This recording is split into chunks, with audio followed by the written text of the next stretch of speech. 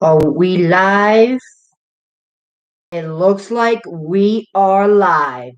Hello, everyone. Welcome back to the Pop Culture Asylum. I'm your host, Gabriel. I hope everyone had a great day today. I definitely did, and I hope everyone who is watching is also having a great day as well. And it's Wednesday. You know what that means. AEW Dynamite was tonight, specifically AEW Fyter Fest Night 2. And overall, I thought this was a fun show tonight. I thought this was a really great, very fun show. Like, there were some important parts about the show, but like like it's not really one of those important shows, but it's definitely a great and fun show nevertheless. I thought this was a great show tonight. Like, a lot of people saying that the card was underwhelming and that we might not see much tonight. That's understandable. But yeah, like for what it was, I thought it was a great show tonight. In my personal opinion, I thought it was a great show tonight. And there were some important parts on important things that impacts AEW as a whole, or specifically certain superstars that happened on this show tonight. And I cannot wait to go over it. But before I even reviewed the show tonight, there were news that came out this morning, and it has been big news all day that there has been rumors and major speculation that both CM Punk and Daniel Bryan are in talks with All Elite Wrestling. And just like an hour or two ago, it's been rumored that Daniel Bryan already signed with AEW. Now again, take this with a grain of salt, but that is crazy. Now, there is some articles. There is some articles. Hold on, let me put this on my other screen. But there is some articles about this, and I think I forgot to put the articles in the description. So after this live stream is over, I will put the links of these articles in the description. But first, let's talk about Daniel Bryan. Okay, because apparently it's been rumored that Daniel Bryan has already signed with AEW. Now, this news is coming from bodyslam.net. Okay, again, he's I never really heard of bodyslam.net. He seems pretty credible. Sean Ross Sapp himself, which is a very, very credible source in the IWC, even he trusts this guy. So this is very, very interesting. So here's what this dude has to say on from bodyslamnet.com. Again, after this live stream is over, I will put the link of both articles in the description. But here's what he has to say about Daniel Bryan and his status about AEW, about him being in AEW. There's been a lot of speculations as to what the future holds for the former WWE champion, as it was reported earlier this week via PW Insider that there is no merchandise or action figures plans in place for Bryan within WWE for the remainder of the year. This led to many to believe that Bryan would not be returning to WWE, which is kind of true because if you look at WWE's shop right now, there is a section for Daniel Bryan, but everything is on sale. Every single thing is on sale. So it's like WWE's trying to get rid of it as fast as possible. So that is very interesting. In an update as into the future of Bryan Danielson, aka Daniel Bryan, a source I have spoken to has told me that he is locked in and has 100% already signed a contract with AEW. In addition, I was told that Danielson was wanting to work less dates for comparable money. He wanted the ability to be able to work in Japan and wanted to have creative input on his character, which he got.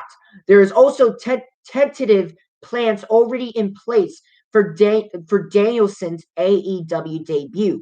We will have more on Bryan Danielson's signing with AEW and potential plans for his debut soon. So that is very, very interesting. And before I even talk about Daniel Bryan, let's go to CM Punk real quick because apparently he's it's being reported that he's negotiating with AEW for an in-ring return. Now this is coming from WrestlingInc.com, which is a very credible website. And here's what this website has to say. CM Punk is reportedly in ongoing talks for a return to the ring, according to Fyter. The most likely place for him to go is AEW, but a contract hasn't been signed, nor has a timetable, return date, or creative plans have been put in place. The report noted simply Punk and a company official has been talking about him wrestling once again. The report stated that hasn't confirmed with Punk or AEW official with this news about this news, but we're told that recently that higher ups in WWE believe that Punk is going to All Elite Wrestling. With fans returning, other companies have been said to be interested in Punk, but no specific offers have reportedly been made. This is interesting. Now, again, take this with a grain of salt. Yet, this is coming from two credible sources, but again, take every leak with a grain for salt because it doesn't matter how credible it is. At the end of the day, it is a leak, it is speculation. It's not always going to be true. But imagine if it was true. Just imagine having both CM Punk and Daniel Bryan in AEW. If that's not big, I don't know what is. The fact that you have both CM Punk and Daniel Bryan on your show, that would turn the tide for the entire company. Okay, and imagine the advice CM Punk and Daniel Bryan would give to the superstars in AEW and just creative in general. AEW would be freaking skyrocketing. Okay, because you're talking about literally two of the very best in the world when it comes to professional wrestling in both Daniel Bryan and CM Punk. Again, take this with a grain of salt, but if this is true, first of all, I would be extremely excited because imagine just the dream matches alone. Just Bryan versus Omega, Punk versus Omega, Punk versus Page, Bryan versus Allen. Like all these freaking dream matches. Like, how can you not be excited for that? Like, I'm definitely excited. Again, I won't give my hopes too high because, again, this is just speculation. But if this ends up being true, I will definitely lose my shit. And at that point, okay, AEW is like AEW is already a legit threat to WWE. But but if they end up having CM Punk and Daniel Bryan to their shows, all the people, all the AEW haters that say, "Oh, AEW is not competition for WWE," and especially WWE themselves, who say that AEW is not a serious threat to them. If they end up with CM Punk and Daniel Bryan, how can you not treat them as a threat? How can you not treat them as a threat? If I am running $1 billion company and the my opponent has people like Punks, Bryan, Omega, Page, Christian, like all these big names. Yeah, I'm gonna take them as a serious threat and I'm gonna take them on seriously. Okay. At that point, WWE like has to treat them like a serious threat because they have two of the very best in the world in both CM Punk and Daniel Bryan. At that point, you have to treat AEW as a legit threat. Okay, just saying.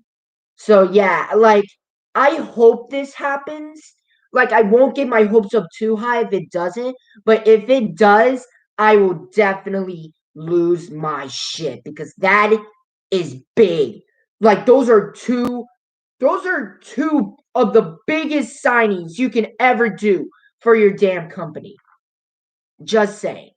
But that's all I gotta say on that. That was the big news all day when in terms of AEW.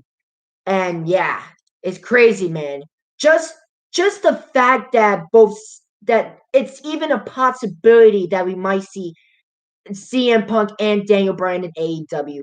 That is exciting. That is very, very exciting. So yeah, that's all I gotta say on that. But yeah, awesome, awesome stuff. So without further ado, let's go over AEW Dynamite tonight. Now, we start off the show with match one of the Labors of Jericho, as Chris Jericho went one-on-one against Shawn Spears in a no disqualification match, but only Spears can use weapons, not Chris Jericho. If Chris Jericho used any weapon whatsoever, he would automatically lose the match. So the matchup happens, and my God, this was a great way to start the show. Like, this was a great, great way to start the show, in my opinion. Like, for all the people saying that Chris Jericho doesn't have what it takes anymore, I respectfully disagree because he can still put up great matches. Like, for example, tonight he put up a great matchup with Shawn Spears. I thought this was a great match, a great entertaining match between both of these men. And was what makes it even better is that MJF was in freaking commentary. And oh my God. And if you guys don't think that MJF is one of the best, if not the best, on the microphone, then like how could you not think that? Like MJF is like in my personal opinion, MJF, when it comes to mic skills alone, he is untouchable. He is one of the best mic talkers of the modern era. He's one of the best heels of the modern era, period. He is that freaking good. And my God, he was so incredible on he was so incredible on commentary. Like I wish MJF was in freaking commentary for every AEW show. Like he made commentary so freaking easy, man. Like my God, MJF is just a gold mine. MJF is just a freaking gold mine, and I am glad AEW is treating MJF like a freaking big deal because my God, he is. Like I'm just happy and blessed that AEW sees the worth in MJF and like my God, man. MJF is just the best heel to modern era. He's even better than Roman Reigns. That's right. I said it. Okay. I've been saying it and I will keep saying it. Okay. MJF is better than Roman Reigns. Roman Reigns is great as a heel. Don't get me wrong. I love Roman Reigns. But he is not even close to MJF, in my opinion. He is the greatest heel of the modern era, in my opinion. Just saying. So yeah, great, great stuff. Great match. Chris Jericho picks up the victory. Well, the last few minutes of the matchup, Tully Blanchard tried to distract the referee while Chris Jericho held the walls of Jericho to Shawn Spears.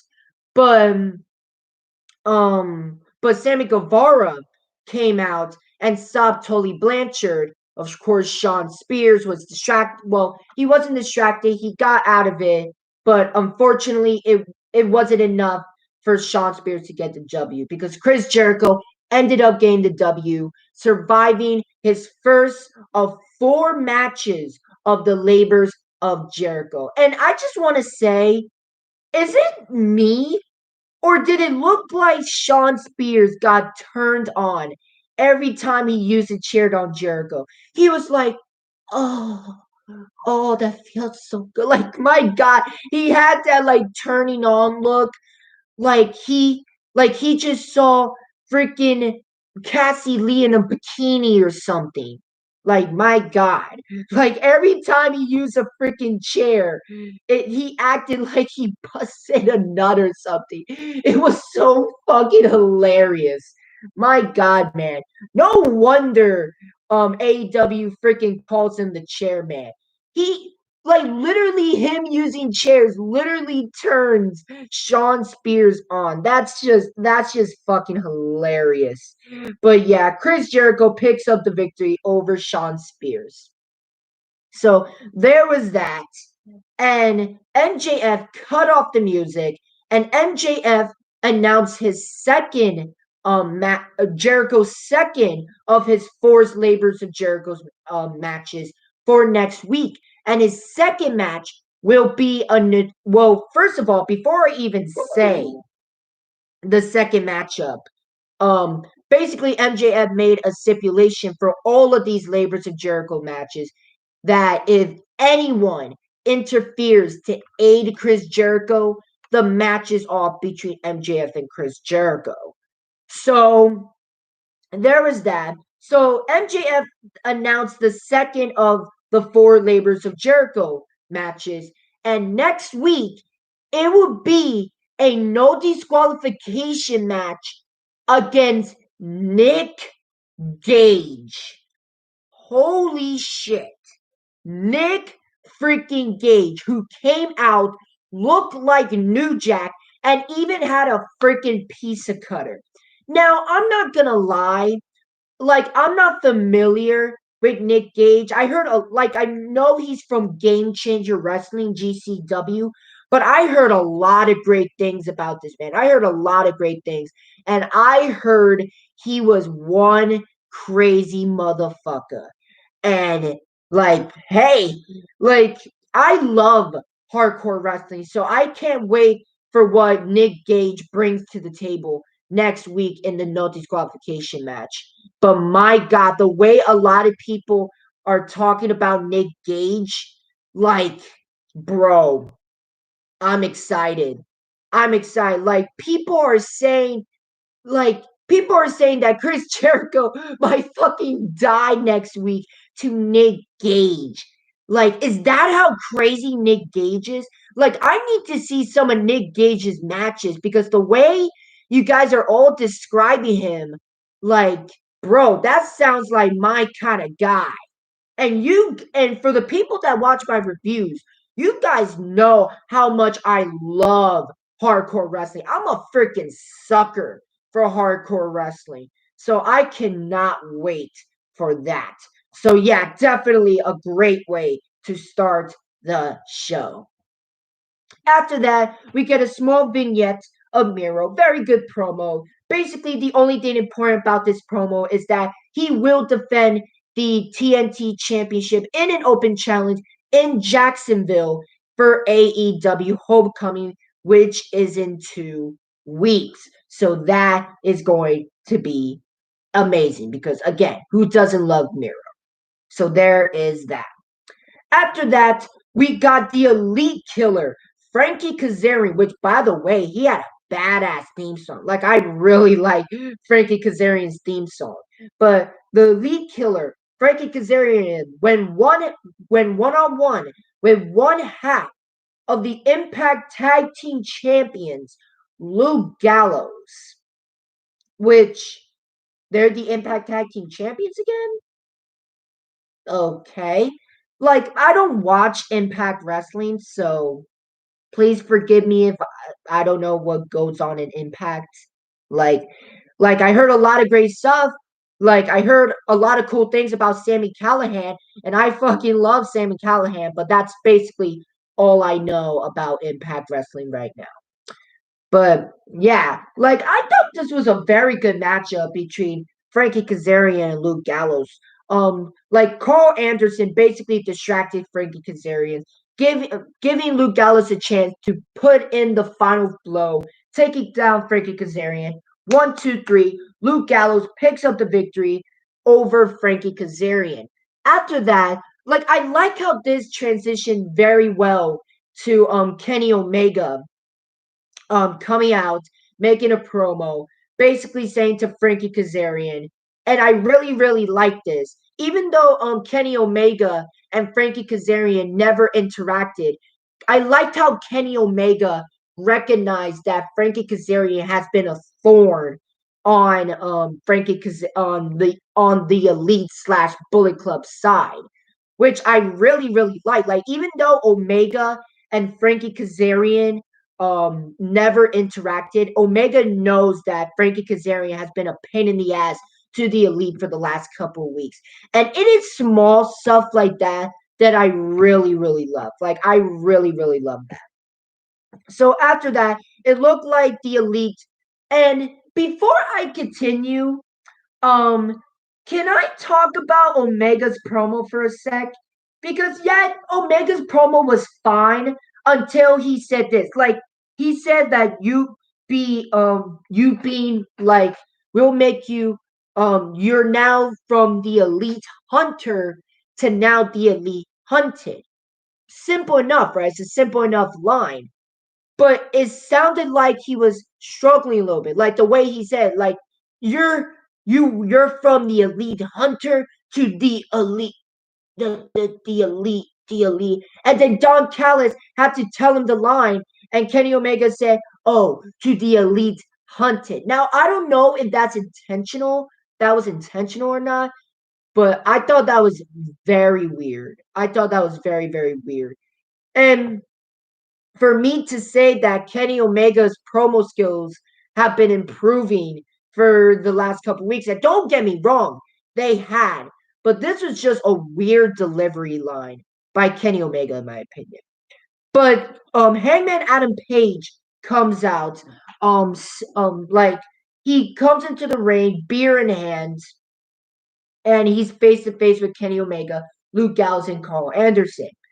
Hangman Adam Page gives like Don Callis his beer and started to attack the Elite 3-on-1, but obviously the Elite had the numbers advantage until the Dark Order came for the save, and the basically most the Elite retreated except for Carl Anderson, which he got his ass kicked by Hangman Adam Page and the Dark Order.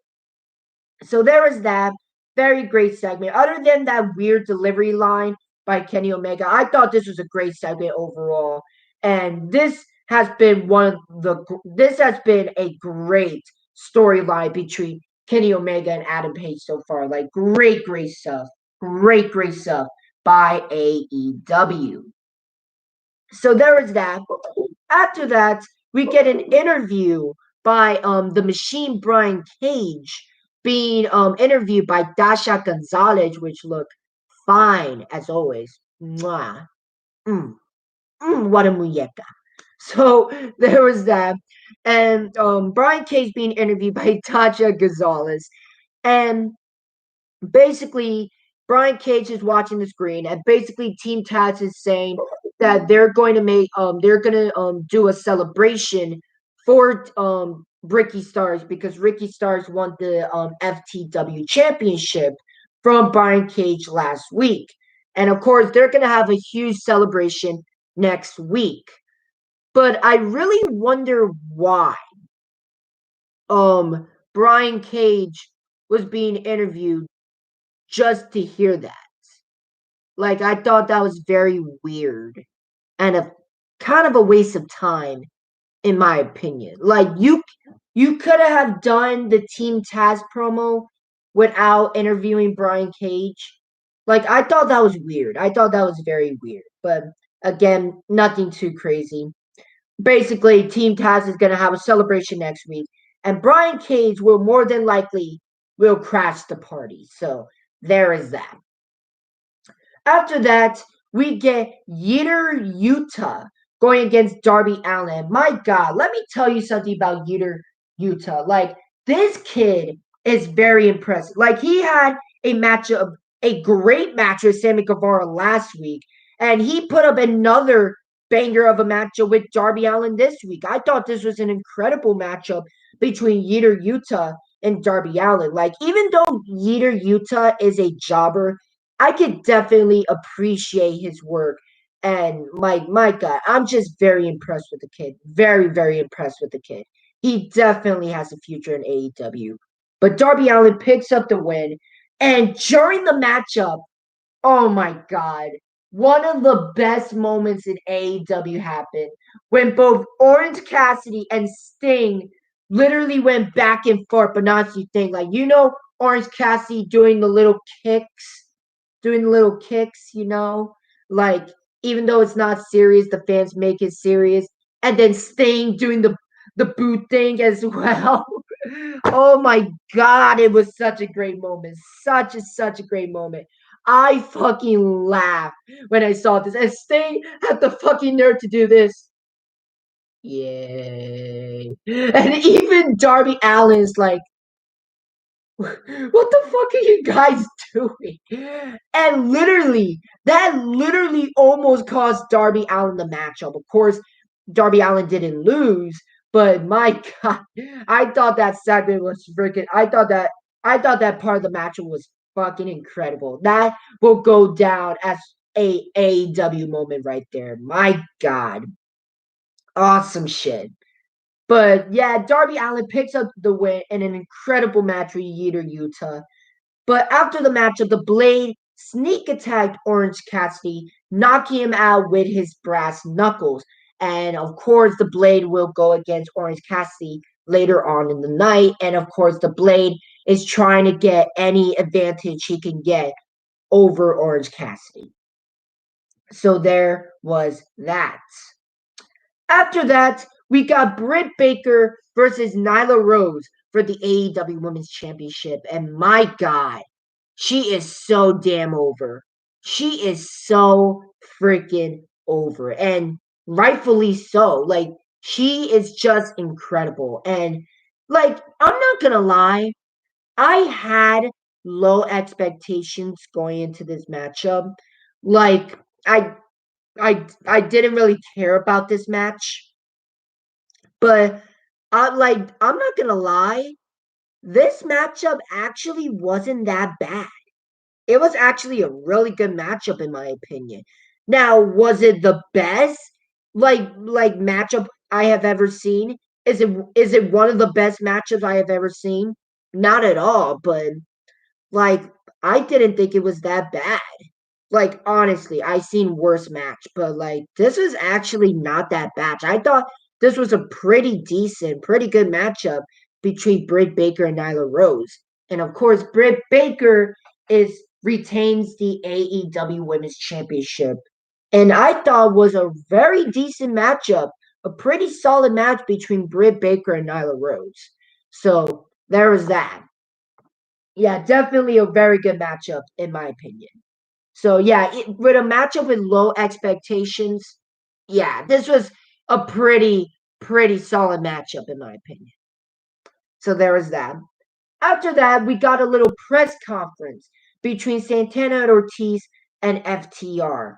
And my God, I wish we would have saw the full press conference in full because the bits and pieces that we saw, my God, like Santana and Ortiz and FTR, if that's not a personal rivalry, I don't know what is. Like, my God. And it has been announced that next week, at Fight for the Fallen, we're going to get the matchup between Santana and Ortiz and FTR.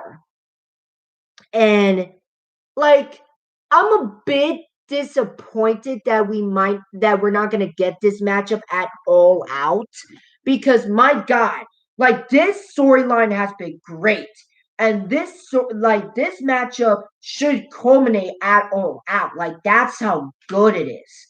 Okay, but I'm just glad that we're even getting the matchup at all, and it definitely makes Fight for the Fallen must see next week. But yeah, I just wish that they saved it for All Out, in my opinion. But I'm so excited for the matchup next week and probably a match of the year candidate. So yeah, there was that. So after that, we get an interview with Andrade El Idolo. And my God. So remember when Andrade has been teasing a surprise? Well, we saw that surprise tonight. And that surprise was none other than Chavo Guerrero. Chavo Guerrero. Holy shit. This was very unexpected. Chavo Guerrero it, in All Elite Wrestling, like, I'm not gonna lie, I fucking popped when Chavo Guerrero came out. Like, this was an awesome surprise. Like, I did not expect that at all. Like, Chavo Guerrero being in AEW and as a consultant, as a mouthpiece for Andrade, bro, there's no other. Like, I know a lot of people wanted Selena Vega as like the mouthpiece for Andrade, and that was probably AEW was trying to do, like trying to get Vega to AEW, but obviously that was not the case. But this was a great substitution for Selena Vega. Like a fucking legend in Chavo Guerrero, a man who is a part of the Guerrero family. My God, that is one hell of a substitution. My God, man. My God. Chavo fucking Guerrero. Awesome, awesome shit. So Chavo Guerrero is the new manager for Andrade El Idolo. And then all of a sudden, Death Triangle comes out. And of course, basically saying like, oh, like you put our name in your mouth while we're here. Okay, put your money where your mouth is. Okay, and during this entire segment, Andrade tried to recruit the Lucha Bros like with him to be a faction, and like they want Andrade wanted the Lucha Bros to get away from Pac. Obviously, the Lucha Bros said no, and of course, that Triangle basically all said no. And it looked like they were going to attack both Andrade and Chavo Guerrero, but they just fucking retreated. But I thought this was a great segment. And it looks like they're building up a matchup between Andrade El Idolo and Pac. And holy shit, take my fucking money. Because that would be a great match. Great match. And I like how they're teasing Andrade El Idolo and the Lucha Bros as a faction. I think that faction would freaking dominate, in my opinion. I think that would freaking dominate. Okay.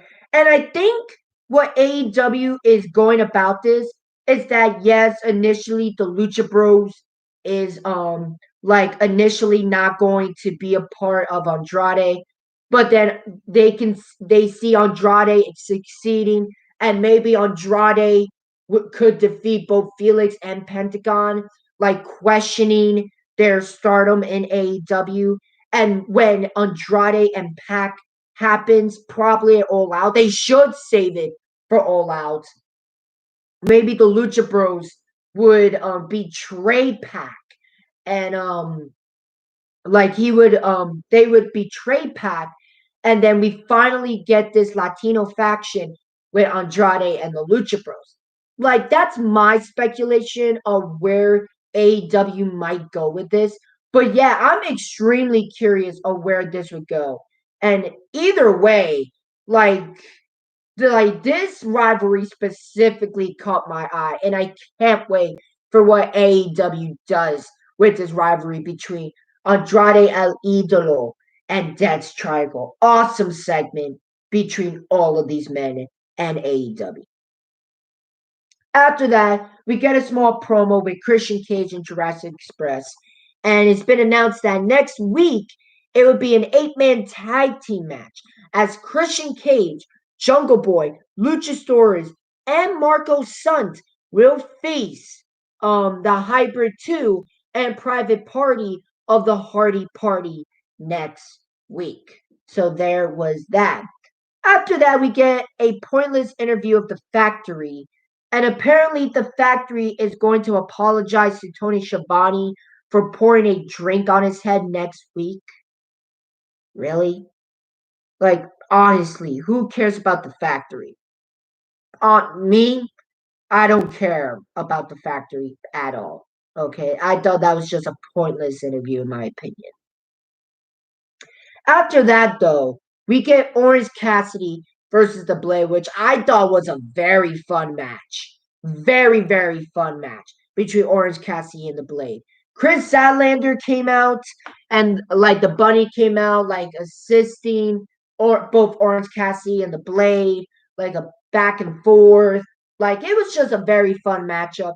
Orange Cassidy picks up the win over The Blade, and he finally got his revenge when Orange Cassidy used the brass knuckles to knock out the Blade with his own brass knuckles. So Orange Cassidy got his revenge over the Blade, which I thought was a great and fun match between the two.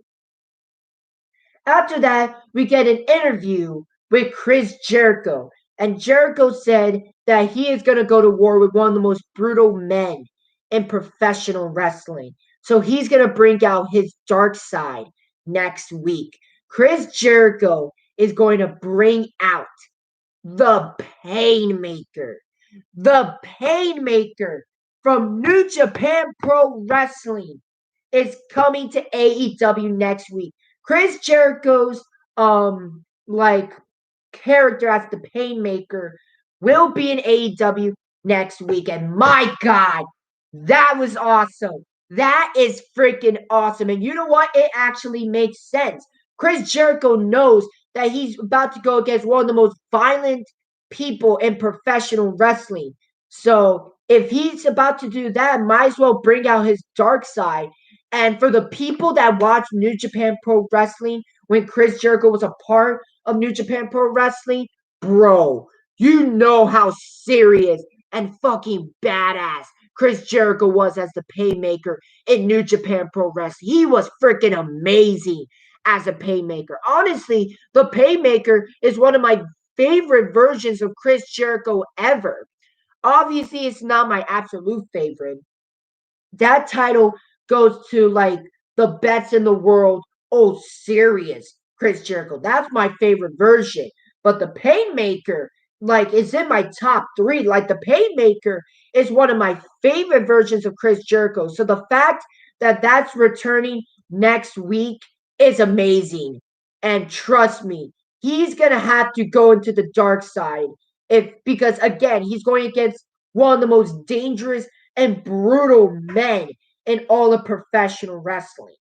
Okay, so I'm definitely excited. The Painmaker versus a man, a brutal man next week, and I cannot wait. Speaking of next week, Fight for the Fallen. Talk about a big show. Okay, I understand like missing this show because the card may have not been strong. Next week is a must-see show. It is a must-see show. Like, holy shit. It's a must-see show. How can you miss this show? Like, here's what's going on next week at Fight for the Fallen. Next week, we got Chris Jericho versus Nick Gage in a no disqualification match. Santana and Ortiz versus FTR. Christian Cage and Jurassic Express going against the Hardy Party. Tony Khan will make an announcement next week involving like he's gonna make some big announcement about AEW next week. The Elite will face the Dark Order next week, and if Page and the Dark Order wins, then they will get their title shots at the Elite's titles.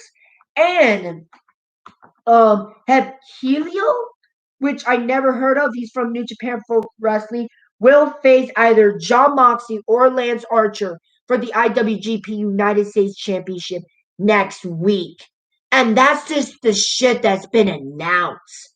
My God, talk about a can't miss show. Fight for the Fallen is big.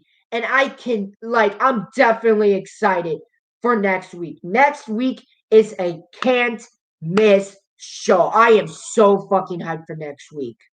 And what also been announced was Malachi Black, Tommy N, the former Aleister Black, will face Cody Rhodes in a matchup, not at All Out, but at AEW Homecoming at 2 weeks.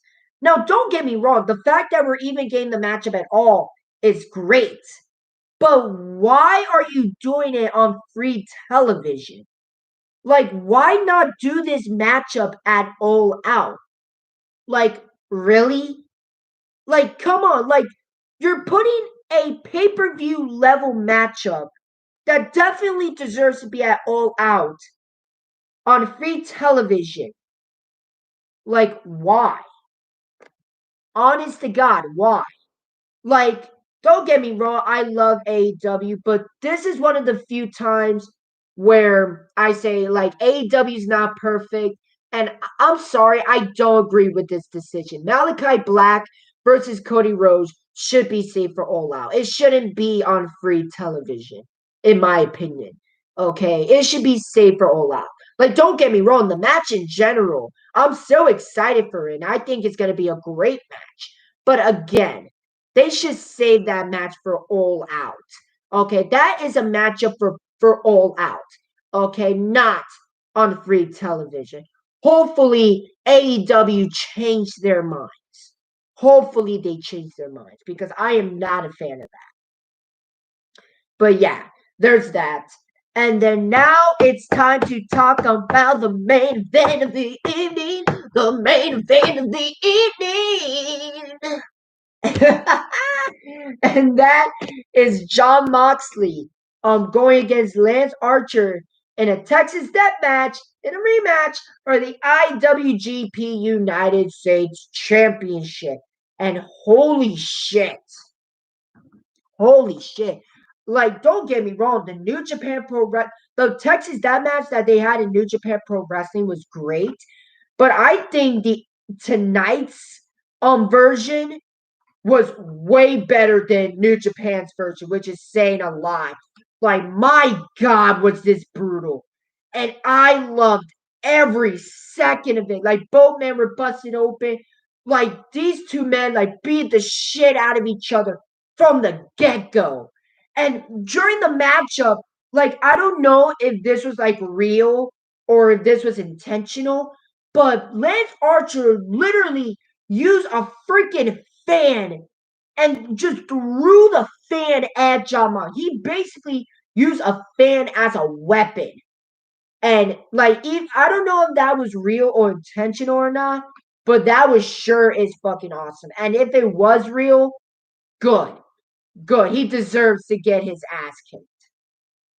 Okay, but I like this matchup was amazing. This matchup was fucking brutal, and I loved every second of it. As a hardcore wrestling fan, I loved it. Like, hell, they were even using a fork as a weapon as they stabbed it right into the head. I love that shit. And literally, the ending was Lance Archer choke slamming Jon Moxley through two tables that had barbed wire. And in a surprise fashion, like, even I didn't see this coming. Lance Archer actually defeats Jon Moxley to become the IWGP United States Champion. And my God, he deserves it. He definitely deserves it. Awesome match. Like, I was surprised Archer won, but it was definitely well deserved because I'm not going to lie, Lance Archer has been losing a lot of big matches lately. And like, a lot of people have started to question AEW's booking of Lance Archer. Like, to be honest, with Jon Moxley, win or lose, like, Jon Moxley would be fine either way. If he wins, yeah, he continues to be IWGP United States champion. But when he lose the United States title, it's not gonna hurt Jon Moxley like at all. But yeah, like, especially if he lose to a championship that is not from AEW. But yeah, like, considering that Lance Archer has been losing a lot of big matches, I'm glad that AEW gave the win to Lance Archer. And I'm glad that Lance Archer regained the IWGP United States Championship. Now, this could mean that Jon Moxley might take a break, and maybe we might not see Moxley for a while. This could signify that Moxley might take a break for a little bit. I'm not sure. But yeah, I'm glad Archer won because Archer has been losing a lot of big matches. And this was definitely like Jon Moxley would be fine if he either won or lost. Lance Archer, on the other hand, in a way, he kind of had to win this matchup because, again, he has been losing a lot. And I mean a lot of big matches. But Lance Archer finally got a big win, defeating Jon Moxley, who is a big star. And of course, Archer is the new IWGP United States champion. And I love it. I fucking love it. And we got this face to face between Hekilio. Again, I don't know his name. He's probably a New Japan Pro Wrestling strong guy, but he will face Lance Archer for the IWGP United States Championship next week. But yeah, I thought this was a great match between Moxie and Archer. And as a hardcore wrestling fan, I loved every second of it. And I don't care what anyone says, this was definitely a match of the year candidate, in my opinion. Match of the year candidate, in my opinion. But yeah, that's all I got to say on that. Overall, I thought this was a great show tonight. Great show tonight. Great show. Very fun show. I loved every single second of it. But yeah, that's my opinion. I really like this show tonight. But I want to know what you guys think in the comments section. What do you guys think about tonight's show?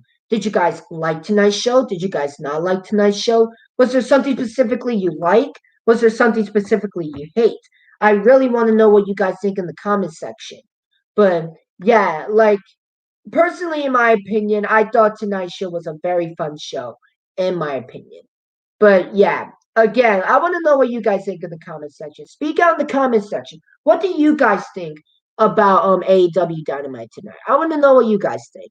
But again, thank you so much for watching. Much appreciated. If you guys like this video, make sure you leave a like. Make sure you leave a comment. And if you guys like the content that I make sure you subscribe and leave the notification bell so that way you don't miss any of my videos. But until next time, this is Gabriel, and I'll see you next time in the asylum. Have a nice night, everyone.